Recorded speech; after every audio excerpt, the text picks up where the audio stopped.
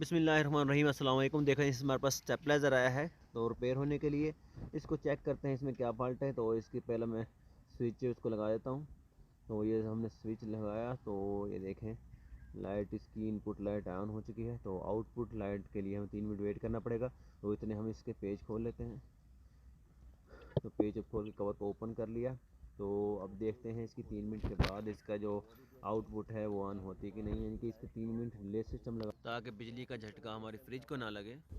तो ये देखें 3 मिनट बाद भी इसकी जो आउटपुट लाइट है वो ऑन नहीं हुई, इसका मतलब आगे करंट नहीं पहुंचा। तो इसका जो ये इसकी किट है इसको हम बाहर निकाल लेते हैं। किट को बाहर निकालने के बाद तो इसका स्विच मैं दोबारा सॉकेट में लगाता हूँ। तो स्विच को लगाऊंगा, हटाऊंगा, लगाऊंगा तो इसमें रिले की टिक की आवाज़ आएगी। देखें मैं ऑन कर रहा हूँ, ऑफ़ कर रहा हूँ। तो देखें ये टिक की आवाज़ जो रिले की आवाज़ होती है वो आपको नहीं आ रही, क्योंकि जब रिले ऑन होगी तो एक आवाज़ आती है टिक टिक की, तो वो इसमें नहीं आ रही। तो इसका मतलब है इसकी 12 वोल्ट की सप्लाई नहीं मिल रही। तो 12 वोल्ट की सप्लाई अगर नहीं मिल रही हो तो सबसे मेन फॉल्ट जो 90% फॉल्ट है इस किट के अंदर, तो हमारा वो ट्रांजिस्टर का फॉल्ट है। तो ये वाला हमारा ट्रांजिस्टर, ये देखें सामने ट्रांजिस्टर लगा हुआ है, तो इसका फॉल्ट होता है 90% तकरीबन। तो उसके ये आगे सप्लाई इसीलिए नहीं मिल रही क्योंकि 12 वोल्ट सप्लाई रिले को नहीं मिल रही, रिले आगे करंट नहीं निकाल रही। तो जो इसका ट्रांजिस्टर है उसको हम चेंज कर लेंगे। तो देखें ये ट्रांजिस्टर के पीछे हीट सिंक लगी हुई है, तो इसी नंबर का हम ट्रांजिस्टर ला के लगा देंगे। तो पहले हम इसकी हीट सिंक को खोल लेते हैं, ये पेच लगा हुआ है इसके पीछे। तो हीट सिंक को खोलने के बाद हीट सिंक को बाहर निकाल लेंगे। देखें ये हमने जो हीट सिंक है वो खोल ली और ये हीट सिंक बाहर निकाल ली। तो अब हीट सिंक खोलने के बाद तो इसी जो तो ये देखें हीट सिंक खोलने के बाद ट्रांजिस्टर हम लेके आ चुके हैं। तो इसी नंबर का ट्रांजिस्टर हम लगा देंगे। पहले हम इस ट्रांजिस्टर को निकाल लेते हैं। तो पहले मैं इसको निकाल लेता हूँ ट्रांजिस्टर को। तो काफ़ी की मदद से इसको बाहर निकाल लेंगे। तो बाहर निकालने के बाद तो दोबारा इसी नंबर का ट्रांजिस्टर हम लगा देंगे।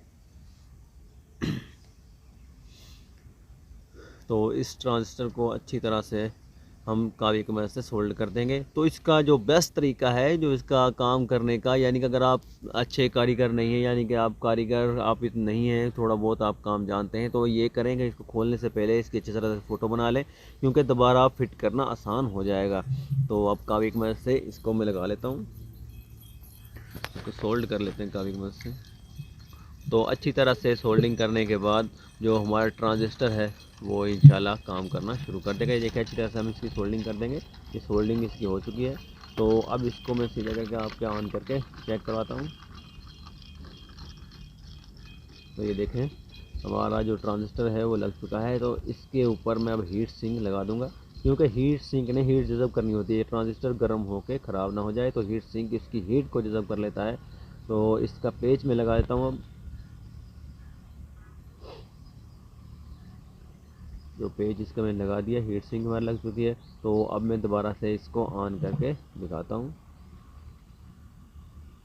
तो ये देखिए मैंने ऑन किया तो इसमें यानी कि 12 वोल्ट की सप्लाई मिल रही है। टिक टिक की आवाज़ आपको आएगी। ऑन करेंगे बंद करेंगे तो आपको एकदम से ऐसी आवाज़ आएगी क्रिच की, मतलब इस तरह की सी। तो हमारी आउटपुट सप्लाई देखना अभी निकलती। अब 3 मिनट बाद देखें वो हमारी आउटपुट की सप्लाई आ चुकी है। लाइट भी आउटपुट भी जल चुकी है और सुई भी ऊपर आ चुकी है। तो इसका जो फॉल्ट था वो ट्रांजिस्टर का था, क्योंकि 12 वोल्ट की सप्लाई में 90% फॉल्ट ट्रांजिस्टर का ही होता है। तो अब वोल्ट मीटर की मदद से, एम्पेयर मीटर की मदद से मैं इसके वोल्ट चेक करूँगा कि ये कितने वोल्ट आगे भेज रहा है, आउटपुट कितने वोल्ट निकाल रहा है। तो ये देखें, तो मैं इसकी लीड लगा देता हूँ। तो ये देखें 228 230 वोल्ट ये निकाल रहा है, यानी कि ये सही वोल्ट निकाल रहा है। अगर इसके वोल्ट कम ज़्यादा भी होते तो हम ये इसकी स्पीड को एडजस्ट कर लेते। तो अब तक के लिए इतना ही। अल्लाह हाफिज़।